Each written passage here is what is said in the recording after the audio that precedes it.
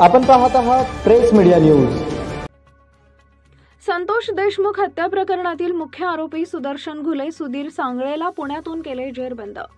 बीडमधील मस्साजोग येथील सरपंच संतोष देशमुख हत्याकांडाने संपूर्ण राज्याला हादरवून सोडलं। या प्रकरणात फरार असणाऱ्या 3 आरोपींपैकी दोघांच्या पोलिसांनी मुसक्या आवळल्यात।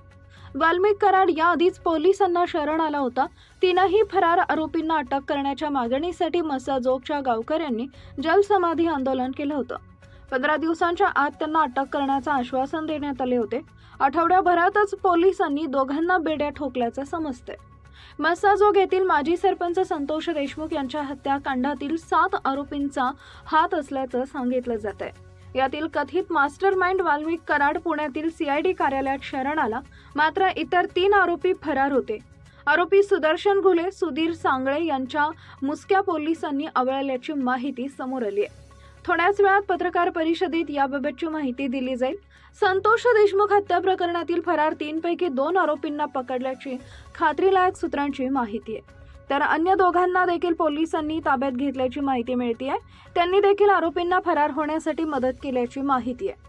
काही वेळात पोलीस अधीक्षक पत्रकारांशी साधणार संवाद। संतोष देशमुख हत्या प्रकरणातील मुख्य आरोपी सुदर्शन घुलेसह सुधीर सांगळे पकडल्याची खात्रीलायक सूत्रांकडून माहिती आहे।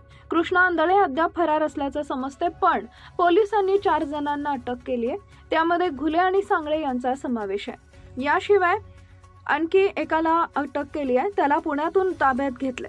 संतोष देशमुख हत्या प्रकरणात नवीन आरोपी वाढण्याची शक्यता आहे। थोड्याच वेळात हे नेमकं कोणाला आणि आरोपींना पकडलं हे स्पष्ट होईल।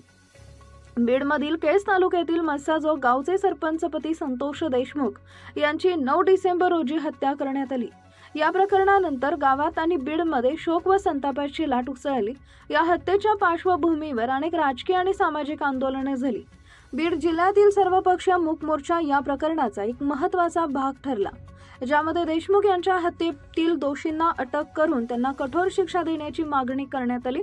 वाल्मिक कराड यांना सरेंडर केलं, त्यानंतर आता 2 फरार आरोपींच्या मुसक्या आवळल्या आहेत।